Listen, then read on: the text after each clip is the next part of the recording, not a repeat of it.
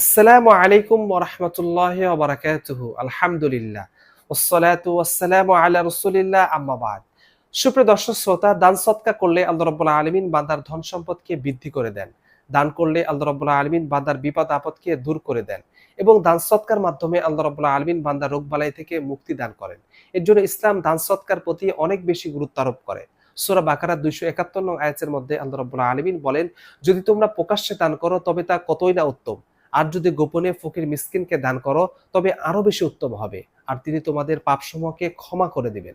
অর্থাৎ আমরা যদি দান সদকা করতে পারি, আল্লাহ রাব্বুল আলামিন আমাদের পাপসমূহকে ক্ষমা করে দিবেন। সূরা বাকারা ২৬৮ নং আয়াতের মধ্যে আল্লাহ রাব্বুল আলামিন বলেন, শয়তান তোমাদেরকে দরিদ্রতার ভয় দেখায় আর তোমাদেরকে মন্দ কাজের অর্থাৎ কৃপণতার আদেশ করে।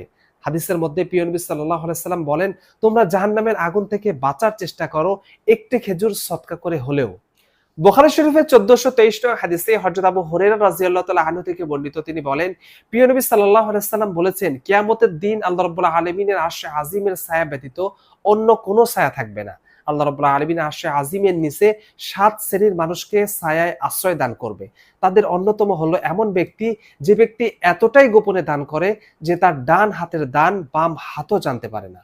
তাই আমরা যদি বেশি বেশি দান সদকা করতে পারি, আল্লাহ রাব্বুল আলামিন আমাদেরকে জাহান্নামের আগুন থেকে রক্ষা করবে এবং আল্লাহ রাব্বুল আলামিন আমাদের পাপসমূহকে ক্ষমা করে দিবেন এবং কিয়ামতের ময়দানে আল্লাহ রাব্বুল আলামিন আরশে আজিমের ছায়ায় আশ্রয় দান করবেন ইনশাআল্লাহ।